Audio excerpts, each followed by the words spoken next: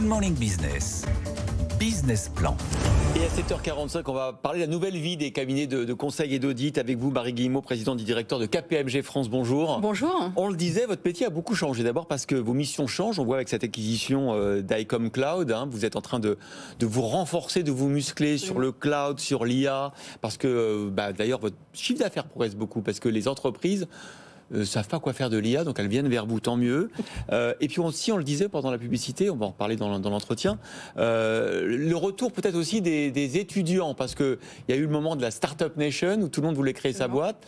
Maintenant, on se dit que parfois, le cabinet de conseil peut permettre justement de poursuivre un peu sa formation et de regarder un petit peu ce qui se passe dans différentes entreprises. C'est juste. Avant de faire son choix. Absolument. Il y a ce retour-là quand même. Alors oui, effectivement, puisque les cabinets, et surtout un cabinet comme KPMG qui est pluridisciplinaire, va permettre d'avoir un panel de parcours professionnels extrêmement variés. Et puis ce sont des cabinets qui forment tout au long d'une carrière. Ouais. Donc aujourd'hui, les compétences nécessaires à l'IA, à l'ESG, effectivement, se trouve aussi en cabinet. On a des efforts de formation très importants pour les jeunes candidats qui nous rejoignent. Donc, bien sûr, c'est un prolongement de leur formation. Mais tous ceux qui sont dans la maison depuis pas mal d'années continuent à se former. Et on continue évidemment à réinventer nos modèles de compétences. C'est indispensable pour toutes les transformations qui sont à l'œuvre chez nos clients. Et 11 000 pour rester collaborateurs en pointe, chez vous, 11 000. 11 000 collaborateurs en France et à peu près 2500, 2700 jeunes recrutés chaque année. Mais quand on voit, c'est vrai, l'évolution de votre chiffre d'affaires sur l'intelligence artificielle, aujourd'hui on est à un bond d'une progression de 4%, ça commence vraiment à être important. Est-ce que ça veut dire que vous avez aujourd'hui la compétence en interne pour répondre à la demande des entreprises, ou encore quand même il faut former ces talents? C'est très très très nouveau.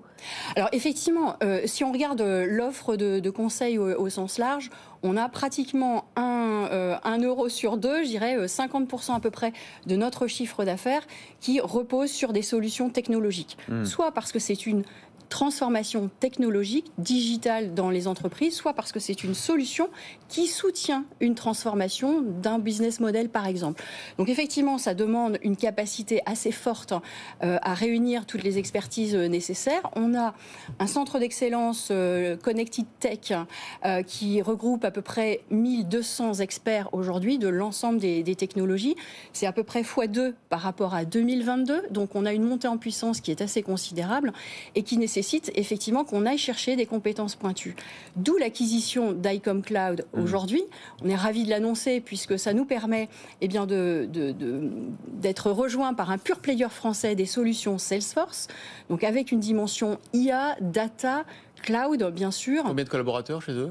Une centaine de collaborateurs, donc ils vont venir renforcer nos équipes. On va aussi s'appuyer sur nos alliances stratégiques internationales avec Salesforce, mais on a également fait des acquisitions pour Microsoft, pour SAP. Donc on renforce considérablement nos compétences. Bien sûr, l'IA est un sujet de rupture. On l'a vu dans notre étude CEO Outlook cette année. 65% des dirigeants expriment leur souhait d'embrasser l'IA pour pouvoir gagner en productivité, en efficacité dans leurs équipes. Moi, je cherche à souligner aussi qu'il y a des nouveaux cas d'usage qui apportent des opportunités de business. Alors, tout ça, c'est extrêmement intense. On vous taquinait un peu tout à l'heure dans la publicité, parce qu'on disait que finalement, pendant des années, les armées de consultants ont permis aux entreprises de se développer, notamment à l'international, d'être acteurs de la globalisation.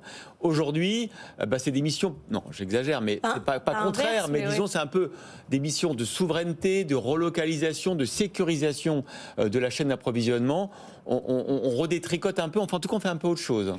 Alors en fait on ne cesse de se réinventer et d'accompagner les transformations. En France, KPMG fait ça depuis une centaine d'années, donc évidemment on participe à ce mouvement de relocalisation, de décarbonisation, de réindustrialisation de la France aujourd'hui, et on en est fiers d'ailleurs. Et puis pour l'IA comme pour l'ESG, c'est aussi une transformation profonde des organisations. Donc on a ce sentiment que l'humain doit être aussi un moteur de ces transformations. On ne transforme pas contre, on transforme avec les organisations, avec les personnes. Donc l'IA, c'est aussi, je dirais, des signaux importants, des marqueurs forts en termes sociétaux, en termes d'éthique. Donc nous, on souhaite accompagner aussi cette responsabilité des entreprises quand il s'agit de la technologie, quand il s'agit aussi de la transformation des modèles. Vous voyez un peu comme une école de formation géante. Alors, c'est pas une école de formation en tant que telle. Non, parce qu'il y a du business que vous vendez, mais quand même, passez chez nous, vous apprendrez des trucs, quoi. C'est indispensable. C'est plus une usine à clones, quand même, les cabinets de conseil. Non, c'est pas une usine à clones. On personnalise beaucoup les parcours de carrière.